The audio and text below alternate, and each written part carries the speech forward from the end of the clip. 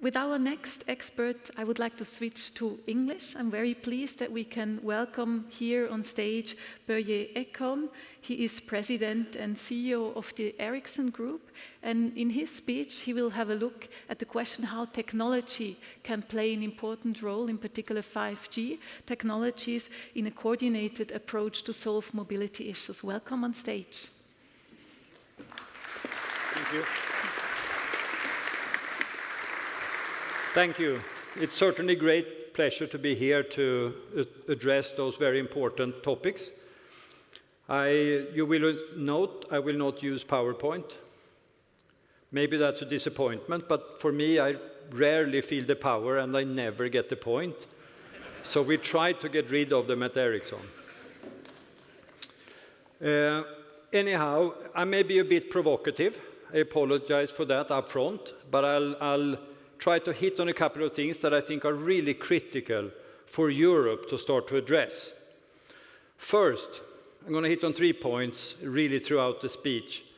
The first one is digitalization. It's critical to solve, call it a green transition, as well as the mobility sector's problems. Secondly, that's obvious, digitalization really requires digital infrastructure, including connectivity, to happen. And here Europe has a problem. Europe is largely falling behind the rest of the world. I often say that Europe runs the risk of becoming a tourist destination only. And I would love Europe to be strong in the industry as well. I think a strong tourist industry is good, but I like an industrial base also. But I'm an old-fashioned industrialist, so that's kind of what you get. Finally, I think a Marshall-style plan will be needed for Europe to catch up.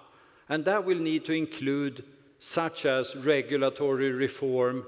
It will have to include investment incentives and encouragement to make investments. But let me start with the digital transformation, because that's critical for society to reach the Green Deal and achieve net zero emissions by 2050. McKinsey did an analysis, and they showed that digitalization can actually reduce the carbon dioxide equivalent, I guess it should be the right word to phrase it, by 550 million tons. That's 15% of current consumption. We have shown that by 5G-enabled digital transformation, we can actually contribute an additional 5% reduction. So in total, digital technologies can give upwards towards 20% reduction of carbon dioxide. So it's critical. But the other part, what's going to happen with digitalization, is through automation, there will be massive productivity gains in the economy. Again, referring to McKinsey, they did a study. They discovered that about 62 million jobs can be automated in just the 5 largest economies in Europe. So there will be job losses through automation. That's pretty clear. Then we can debate how large. But I'm an optimist. I think there will be new jobs created in a way very similar to industrialization 150 years ago. We went from about 90% plus of the population working in agriculture to today, in most countries, less than 5%. So we are pretty good as human beings to change. But I think it's different with digitalization. When we industrialized society, the new jobs were created in the same country that had agriculture. In the digital world, the new jobs can be anywhere on the planet. And it will be where the prerequisites are the best. That's where job creation will happen. Europe has many advantages. We have a great education system. Just think about ETH in Switzerland, one of the best universities in the world. We have quality of life. We have a large common market, as a matter of fact. But we lack a digital infrastructure. It's a bit in the offline world like thinking a country without roads, they're unlikely to build best cars. Same thing in digital. Europe lacks that infrastructure. And let me make a reference to when the consumer digitalized. So we're all digital today. How many have a DVD player at home? How many plays CDs? How many have a photo album? And how many have a digital camera? No, most of that is now done through a smartphone and an app-based economy. We're storing the pictures in the cloud, we're streaming the movies, we're streaming videos, we're streaming music. Everything is done digital today. As a matter of fact, in this new world, the United States of America, South Korea, and China came to dominate the world. And why did that happen? They were the first to build out the digital infrastructure that was needed to digitalize the consumer. They built out the 4G network ahead of Europe. They were typically 3 to 4 years ahead of Europe. And this has led to massive job creation in those countries. We all get the applications, we can use them here as well, but they are developed in America, South Korea, or China. We are about to repeat the same mistake in 5G. Because to digitalize society, there will be a need for a 5G infrastructure. 5G as well as fiber, I would say, is going to be central. Switzerland has happened to be well placed on 5G here, but the rest of Europe, it's actually not particularly well developed. But this need for ubiquitous coverage of 5G is why other countries have actually prioritized to build out the digital infrastructure, as well as prioritize to give incentives to innovate on top of the network, the top of the 5G network. But here is where Europe has a problem. Europe leads with regulation. Europe wants to be a global leader in regulation. And when you compete with somebody that's not regulated, you put yourself at a competitive disadvantage. So take, for example, if you're a European startup, your first few million euros will have to go into making sure that you're compliant with regulation, such as GDPR. If you're in the US, you don't have a similar regulation. You can start, then you know you will get regulated when you get large. But hey, when Facebook gets regulated, when they're a few $100 billion company, that's kind of okay. When you kill somebody, regulating them just out of the starting gate, like we do in Europe. If we look in the telecom sector, we're equally difficult. As a matter of fact, our regulation stimulates competition. And I think it takes its starting point 30 years ago when the telecom sector was dominated by national monopolies and focused on driving down prices. But this is in complete, and that has, by the way, led to a massive number of companies. So Europe has 200 plus operators. This is completely different from South Korea. South Korea already 20 years ago decided to make telecom a priority and telecom infrastructure a priority. And they have actually consolidated to 3 players about, maybe it's 15 to 20 years ago. The US, 3 operators. India has gone to 3 operators. China, for all practical purposes, have gone to 2 operators. The consequence of this is that European operators struggle to earn cost of capital. And everyone, I happen to be an engineer, but one thing I know is if you don't make cost of capital, you are going to shrink your investments. And what does the facts show? Over the last 15 years, the per capita investment in telecom infrastructure in Europe has fallen by 16%. That's in stark contrast with the US, where it's up almost 20%, and South Korea, where it's up 24%.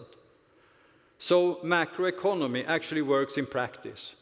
When somebody doesn't make money, they're not going to invest. And that's what we see in Europe. So now when we enter the 5G era, Europe runs the risk of falling even further behind. And the worrying thing with that is the future job creation. It's back to the topic of where will the jobs be created that digitalizes society?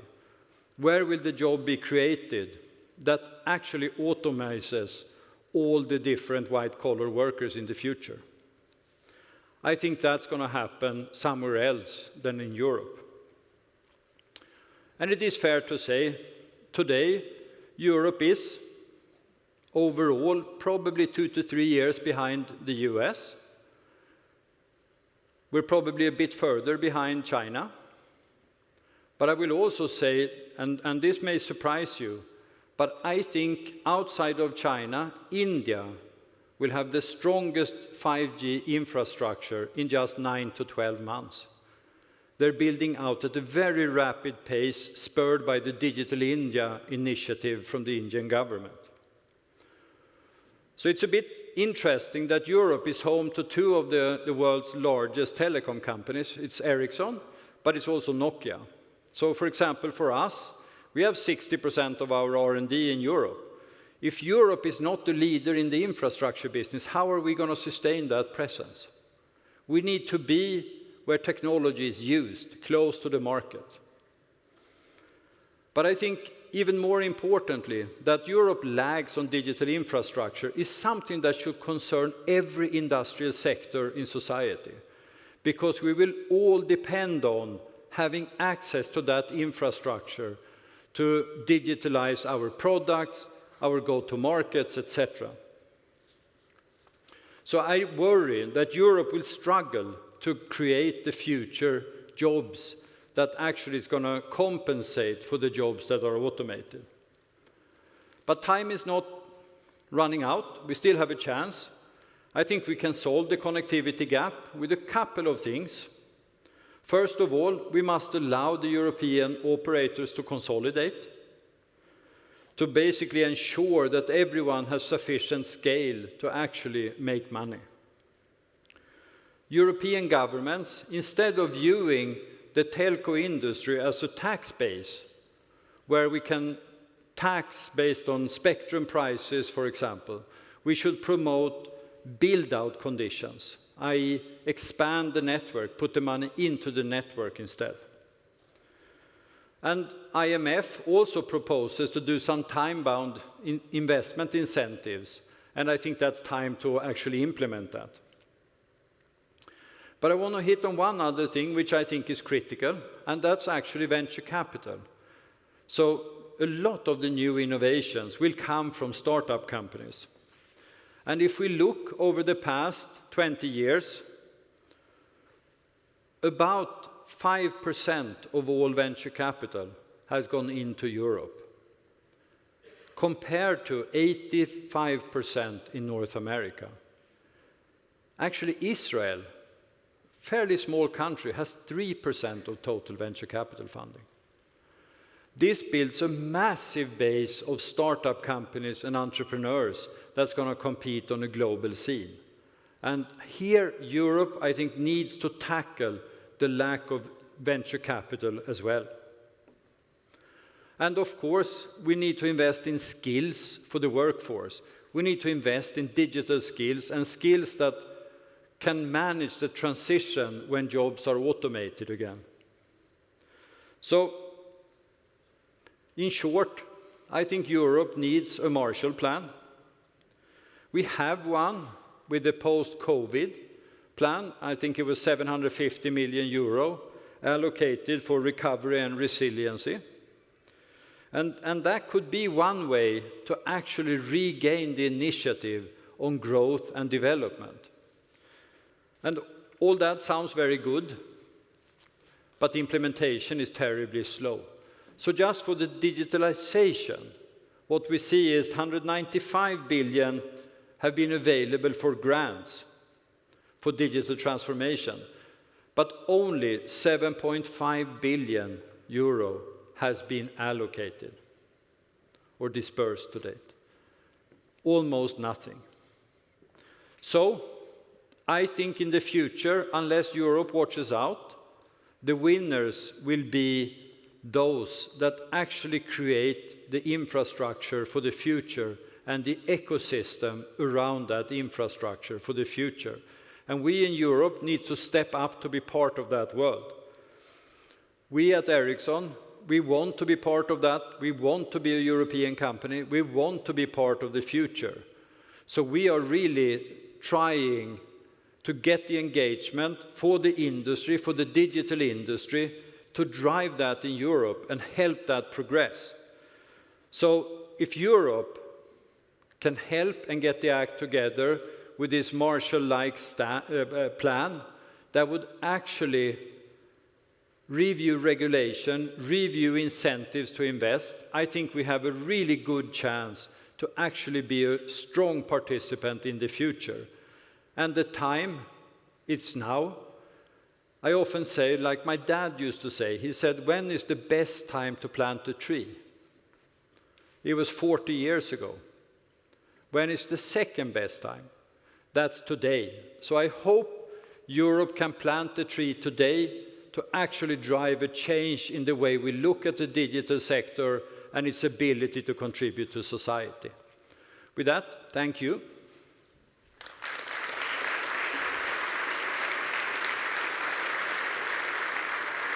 Where do you want me? Thank you very much for your view on this very complex topic that all starts with infrastructure, obviously. So the formula I took from you is the combination of more digital infrastructure, less regulation, and more work in ecosystems. How would you make the transfer to mobility? So there are questions coming later about rebound effects and so forth, but can you go a bit deeper on the connection to mobility? Yeah, I think the mobility is a big topic. And I'm a big believer that anything that can go wireless will ultimately go wireless, which is why the wireless infrastructure is critical. And let's think about, sometimes it's good to think about analogies. So think about what was the big social media site 15 years ago? It was MySpace. Anybody remember MySpace? MySpace was geared towards laptop. Facebook came. Facebook was actually geared towards the mobile. They started to think, where do I post pictures? How do I post pictures? How do I make this interactive? And they said, okay, it must be the mobile phone. So they got wireless-centric. And you can see that in sector after sector of some of the old search engines, they disappeared, etc. And that's why wireless plays such an important role. And we're just at the beginning of seeing that in enterprises. So think about if you're going to digitalize a factory. You can't use Wi-Fi, actually. It's not reliable enough. It's not secure enough. So you need a cellular type infrastructure. And when that is put in place, you can put sensors on rotating machines. You will know exactly where something is in the factory. You will know which wheel is tightened on a car, for example, by using location of your tools. So you can start to automate the factory in a completely different way. And I'll just make one last comment, because we have a factory in the US that we built during actually the pandemic, more from creating geopolitical resiliency. But there we have levered the most up-to-date digital solutions available. So it requires basically a cellular connectivity. So we have a complete digital twin of the factory.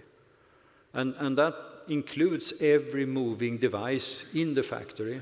So all of a sudden, we can make changeovers faster into new products. We can train our operators on the digital copy, and then they put it into the physical machines. And what we see is we have almost twice the labor productivity than in our other factories. We use 25% less energy.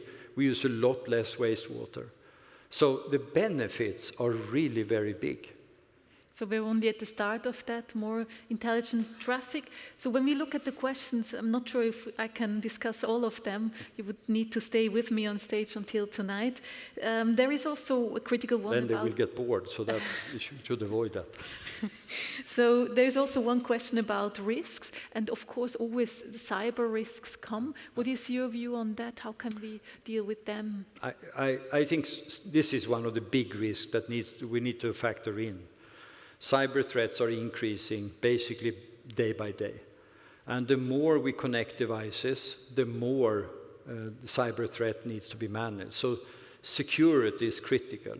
That's actually why the 5G infrastructure is so important, because we built in security already from the outset to make it actually the most secure connectivity, a way to connect devices. And I often think, you know, if somebody were to hack my phone, it's a nuisance. But if they hack a car, it's a problem. And that's why we need to... Not with my driving style, but maybe the one would drive better than me. But I'm not sure the hacker would, you know, you never know where that car is going. So one question was a bit more focusing on telecommunication. You mentioned the consolidation in the market, and there was the question, should we also have 3 carriers in Europe? And there is a second one going in a similar direction.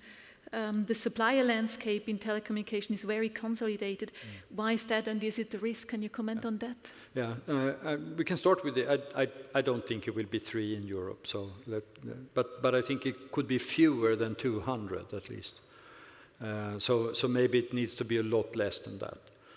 And I don't think it really impacts security if you consolidate. It probably makes every operator more invested in providing secure solutions. So I actually think it helps both on the cost position as well as the cyber threats. I think you make a very important point on the consolidation in the telco sector. I think it's important to remember in all technology sectors, it's a massive consolidation. So if you start to think about the chips in the mobile phone, it's really only one provider. You can maybe add one more, but it's really one. If you start to look at the most advanced chipsets, if you design for 5 nanometers today, it's really only one fab that can make them. It's TSMC in Taiwan. So the consolidation in technology is massive.